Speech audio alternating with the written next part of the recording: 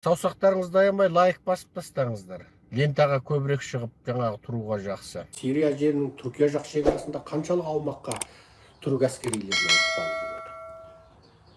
Ол жерде енді Сирия жағында күрдтер бар. Түркия жағында да күрдтер бар.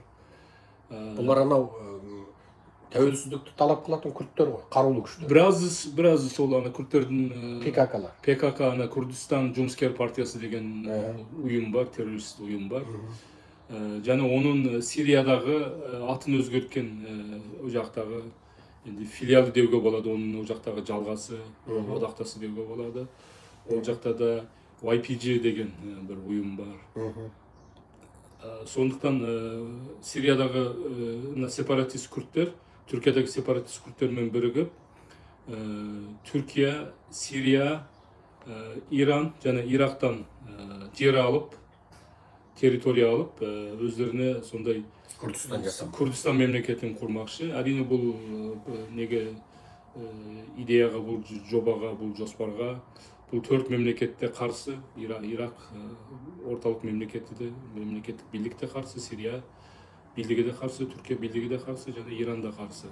Бірақ батыстың үлкен саяси күштері, үлкен мемлекеттер, және Еуропа, оның ішінде Қытай бар, Ресей бар, оның ішінде Израиль бар, оның ішінде мысалы Америка бар, Германия бар, Франция бар, Италия бар, Норвегия мен Швеция бар. Швеция мен Норвегия қызығы сол жақтағы сепаратист күрдтерге көмектесіп жатыр.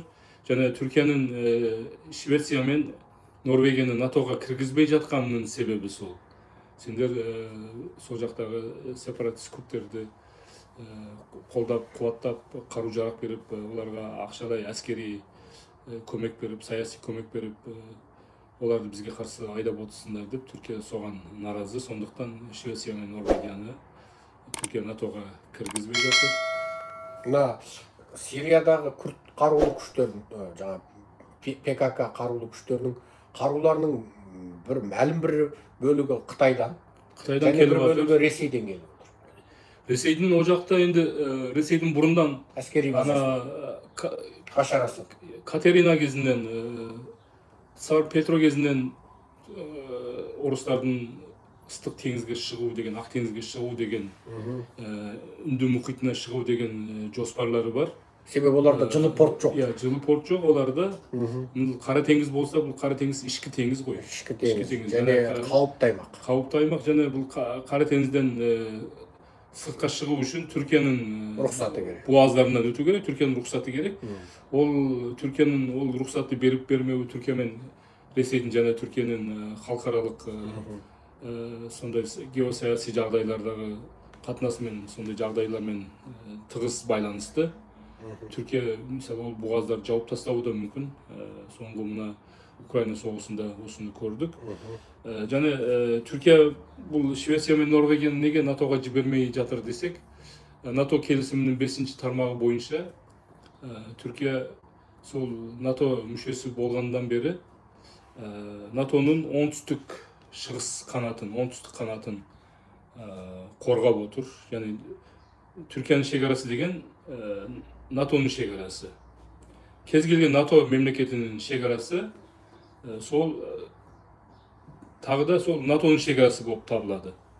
Сондықтан мысалы Сириядан, Ирактан, Ирандан Түркияға шабуыл жасаған сепаратист күрдтерге қарсы Түркия НАТО-ға және батыс мемлекеттеріне осындай базына айтып отыр, осындай шағымданып отыр Түркия. Бұлар менің шекарама шабуыл жасап отыр, маған шабуыл жасап отыр. Бұл сепаратист күрдтер, PKK, YPG және Игіл маған шабуыл жасап отыр. Менің шекарам НАТО-ның келісімінің 5-ші тармағы бойынша НАТО-ның шекарасы болып табылады. Яғни НАТО мүшесі мемлекеттер Түркиямен бірге сол шабуылға қарсы күресу керек, соғысу керек. Сол мемлекеттер Түркияға көмек беру керек. Бірақ өкінішке орай ондай болмай жатыр.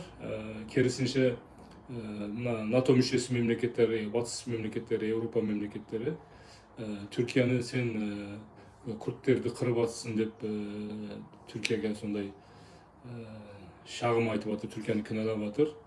Жана 1974 жылы Кипрда түрктер мен гректер согушканда Греция НАТОдан шығып кеткен. Ол кезде Греция НАТО мүшесі бола турган. НАТО мемлекеттері сол 5-ші тармақ бойынша, НАТО келісімінің 5-ші тармағы бойынша Түркия гректерге шабуыл жасап жатыр. Сендер сол Түркияға қарсы Грецияға НАТО көмектесу керек еді деп, көмектеспедіңдер деп НАТОдан шығып кеткен 74 жылы. 1980 жылы Греция НАТОның әскери қанадынан шығып кетті, бірақ саяси қанадында қалып қойды.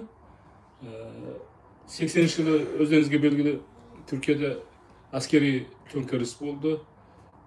Кенан Еврен деген генерал және армияның 4 қолбасшысы. Бұлар бір әскери хунта құрып, диктаторлық мемлекетті басқарды 83 жылға дейін. Сол кезде Түркияның сол кездегі басшысы Кенан Еврен, генерал Кенан Еврен, Греция қайтадан НАТОға қайтам дегенде, сонда НАТОның әскери қолбасшылары маған не берді, гарантия берді. Греция бізбен соғыспайды, бізге проблема шығармайды деп. Олар маған әскер сөзі берді деп, НАТОның қайтадан Грецияны қабылдауына, Грецияны қайтадан НАТОға кіруіне Түркия рұқсат еткен. НАТО келісімде мынандай тармақ бар. НАТОға бір мемлекет мүше болғысы келген кезде бүкіл НАТО мүшесі мемлекеттердің тұтас даусымен, қолымен қабылдану керек. Бір мемлекет қарсы болса, онда ол мемлекет НАТО мүшелігіне қабылданбайды. Және НАТО мүшесі болатын мемлекет, НАТО мүшесі болып тұрған мемлекеттермен ешқандай шекара дауы болмау керек. Мысалы, Түркия мен Греция арасында ол кезде шекара дауы болды. Бұл шекара дауы әлі де жалғасып келе жатыр. Эгей теңізіндегі аралдарда баяғыда Екінші дүниежүзілік соғыстан кейін ол кезде ол аралдарды Италия басып алған, оның алдында Осман империясының қолында болған. Кейін Осман империясы құлап, оның орнына Түрік республикасы құрылған кезде бұл аралдар бейтарап болып танылған. Кейін Екінші дүниежүзілік соғыста Италия басып алған.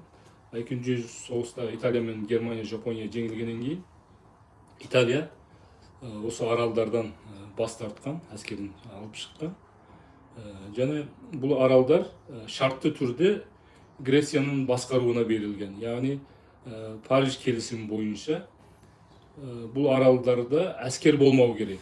Әскери мекемелер, сондай әскери базалар, сондай әскери порттар болмау керек, әскери аэропорт болмау керек. Ол жерде танк, сондай ауыр қарулар, әскер болмау керек. Мұны ағылшынша айтқанда defortification дейді.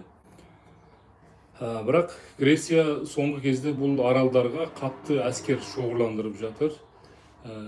Әскери порттар, әскери аэропорттар салып жатыр. Және соғыс кемелері бұл аралдарға келіп қоныстанды, орналасты. Әскери ұшақтар келіп орналасып жатыр. Және Түркия-Греция шекарасында Америка өте үлкен әскери база салды. Ол жерге қазір 6000-дай танк шоғырланды. Және Американың Грецияда 9 әскери базасы бар. Соңғы 5-6 жылда салған. Айя Софияны Ердоған қайтадан мешітке айналдырды. Мысалы, Истанбулдың мері болып тұрған кезде Ердоғандың айтқан сөзі бар. Егер мен билікке келсем, премьер-министр болсам, президент болсам, біздің партиямыз Түркияны басқаратын болса, мен түрік халқына вәде берем, Айя Софияны мен қайтадан мешітке айналдырам деп вәде берген. Сол вәдесін Ердоған 2021 жылы орындады, міне 2 жыл болды. Бұл әрине бұл христиан әлемі үшін өте ауыр соққы, өте ауыр жағдай. Сондықтан бүкіл батыс әлемінің Түркияға тісін қайрап отырған себебі сол, бір себебі.